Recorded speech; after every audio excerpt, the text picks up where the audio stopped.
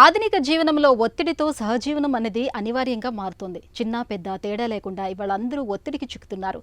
కారణాలు ఏవైనా సరే టీనేజ్ పిల్లల్లోనూ నేడు ఒత్తిడి చిత్తు చేస్తోంది. అంతేకాదు తోటి పిల్లలతో పోటీతత్వం మూలంగా వాళ్లల్లో ఆందోళన, మానసిక కుంగుబాటు వంటి సమస్యలు పెరుగుతున్నాయి. మన దగ్గరే కాదు ప్రపంచవ్యాప్తంగానూ టీనేజ్ పిల్లల్లో ఇదే పరిస్థితి కనిపిస్తోంది. మరి ఈ నేపథ్యంలో టీనేజ్ పిల్లలు ఒత్తిడిని తట్టుకునేందుకు, పోటీ ప్రపంచంలో నెగ్గుకొచ్చేందుకు వారికి ఎలా తోడ్పాటును అందించాలో ఇప్పుడు తెలుసుకుందాం. టీనేజ్ పిల్లలు చాలామంది యాంగ్జైటీకి గురవుతారు.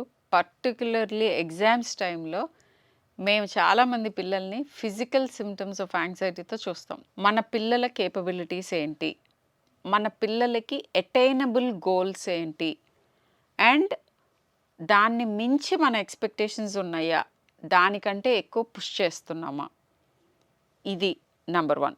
నెంబర్ 2, అటైన్ చేయగలిగిన గోల్స్ అని మీకు అనిపించినవి కూడా వాళ్ళు అటైన్ చేయలేకపోవటానికి రీజన్ పిల్లల్లో ఏమన్నా యాంగ్జైటీ కానీ, డిప్రెషన్ కానీ, లెర్నింగ్ డిఫికల్టీస్ కానీ, అటెన్షన్ ప్రాబ్లమ్స్ కానీ, ఇలాంటివి attention deficit hyper activity disorders ఇలాంటివి ఏమన్నా అన్డయాగ్నోజ్డ్ ఉండి వాళ్ళ చదువులో వాళ్ళకి సమస్యలు అవుతున్నాయా?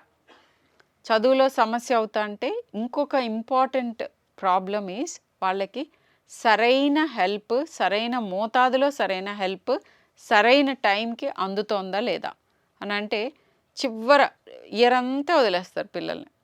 చివరిలో ఫైనల్ ఎగ్జామ్స్ అప్పుడు నీకేంటి 20 మార్కులు వస్తున్నాయి, వాళ్ళకి ఎవరికో 40 మార్కులు వస్తున్నాయి, ఇలా విపరీతమైన ఒత్తిడికి లోన్ చేస్తారు పేరెంట్స్ తెలియకుండానే. ముందు నుంచి కూడా ఏదన్నా అతను మీరు చెప్తుంది వినట్లేదు, ఏదైనా పర్టికులర్ ప్యాటర్న్లో చైల్డ్ ముందుకు వెళ్తున్నారు అని అంటే ఎవాల్యుయేషన్కి తీసుకెళ్ళండి పీడియాట్రిషియన్ దగ్గరికి.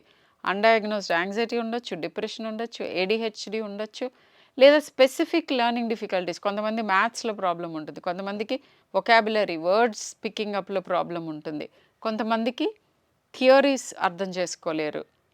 సో ఇలా అనేక ప్రాబ్లమ్స్ ఉంటాయి. వీటన్నిటికీ కూడా ప్లాజిబుల్ సొల్యూషన్స్ మనకి దొరుకుతాయి.